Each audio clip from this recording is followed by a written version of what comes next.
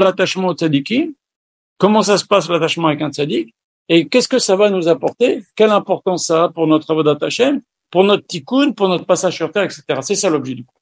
Ceci dit, pour répondre à la question de madame, qui a posé la question comment je fais pour m'attacher à ce tzaddik et qu'est-ce qu'il va me recevoir, etc. Je vais raconter une histoire, une seule histoire que j'ai dit dans ce cours sur le kavod du tzaddik. L'histoire entre Rabbi Yochanan et Resh Lakish.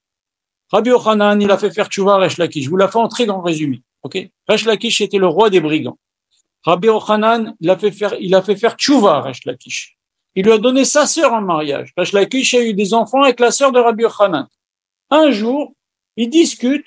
Rabbi Yochanan, la Gemara nous raconte que Rabbi Yochanan dit à Resh Lakish, à partir de quel moment, tiens, ça c'est une épée, à partir de quel moment une épée, quand elle tue un soldat, qui tue un autre soldat, à partir de quel moment l'impureté se transmet? Toi qui étais un brigand, tu dois savoir. Qu'est-ce qu'il lui répond, Resh Lakish? Il lui répond une phrase qui n'est pas textuelle dans la Gemara. Dans la Gemara, il dit que, avant m'appeler Rav, quand j'étais le Rav des bandits, le roi des bandits, le maître des bandits, si vous voulez, et maintenant je suis Rav en Torah. Ce qui veut dire, traduction de cette phrase-là, c'est, tu sais, toi, tu m'as fait faire tchouva, mais moi, c'était destiné que je devienne un Talmid Chacham. Donc, si ça n'avait pas été par toi, j'aurais fait tchouva par quelqu'un d'autre. C'est ça qu'il lui dit. Et Rabbi Yochanan, il se vexe grave que son élève, qui était devenu son chaver aussi, lui parle comme ça. Il lui dit, tu sais, tu m'as fait faire tchouva très bien, mais j'aurais fait tchouva quand même, par quelqu'un d'autre. Et ça l'a vexé. Et comme il a été très contrarié, Hachem a commencé à envoyer des maladies à Resh Lakish. Et la sœur de Rabbi Yochanan est venue voir son frère. Elle lui dit, depuis que tu es vexé contre mon mari, il va bientôt mourir. Là, c'est très, très grave ce qui se passe. Comment je vais faire, moi, si mon mari meurt? Il lui a dit, Rabbi Yochanan lui dit, je nourrirai tes enfants. Je serai leur apôtre, je serai leur tuteur. Et moi, qui va me nourrir? Je serai une veuve. Je te pourvurai à ta parnassa. Mais, arrête, comment c'est ton élève, ton chaver. Il est d'ailleurs, après Rabbi Yochanan, il est devenu fou, nous dit la Gemara, quand il est mort à Resh Lakish. Mais pourtant, il n'a pas voulu lui pardonner. Alors la question se pose, finalement, Resh Lakish est mort.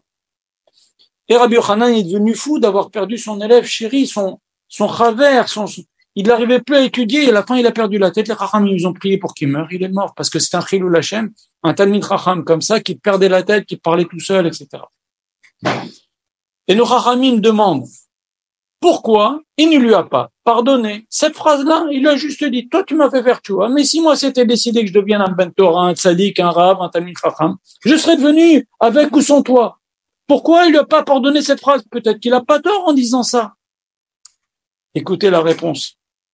La réponse est, et ça je l'ai dit dans ce cours, mais ça va répondre à votre question, madame, c'est que si Resh Lakish a fait tchouva avec Rabbi Yochanan, c'est vrai que Akadosh Baruch Hu, il a montré à Adam Arishon tous les rabbanim de toutes les générations. Mais si Akadosh Baruch Hu, donc c'est vrai que Resh Lakish, il a raison de dire, moi je serais devenu un rab, ok? Mais Hachem a fait que ça passe par Rabbi Yochanan pour te faire tchouva, c'est parce que c'était décidé depuis Bereshit que c'est avec lui que tu vas faire tchouva, et tu lui dois du respect. Et tu peux pas dire, allez, toi, je serais devenu quand même, etc. Vous comprenez? Et donc, pour répondre à votre question, madame, si Akadosh Baruch Hu a décidé que tel Rav va vous faire progresser, ne vous inquiétez pas, Akadosh Baruch Hu fera tout pour que vous ayez accès facile avec ce tzaddik-là et pour progresser et pour avancer. C'est ça toute l'histoire de Rabbi Yochanan. Akadosh Baruch Hu, il fait que on s'attache à tel Rav qui va nous faire progresser. Il faut prier, faire tchouva, faire des efforts. Il faut voir, comme j'ai dit tout à l'heure, avec lequel vous avez des affinités, avec lequel vous avez un lien. Vous pouvez tisser un lien. Ça prend du temps de tisser un lien, mais vous avez un accès. Et vous allez le voir par vous-même que Akadosh Baruch Hu va vous ouvrir les portes. Et s'il ne les ouvre pas, c'est que c'est pas bon, c'est un autre qui est pour vous. Mais pour chacun, Akadosh Baruch Hu, et les rabbanim, ils ont un cœur très large. Ils peuvent s'occuper de 1000 personnes. Ils connaissent le cas de chacun. Je l'ai vécu avec Rabbi Israël. Ils connaissent les cas, les histoires de vie, la situation familiale, la situation personnelle, les faiblesses, les qualités de chacun. Faut pas s'inquiéter. Mais Akadosh Baruch Hu, il vous guidera chez la personne qui vous aidera. Comme Akadosh Baruch Hu, il a aidé Resh Lakish à aller chez Rabbi Yochanan. Vous comprenez?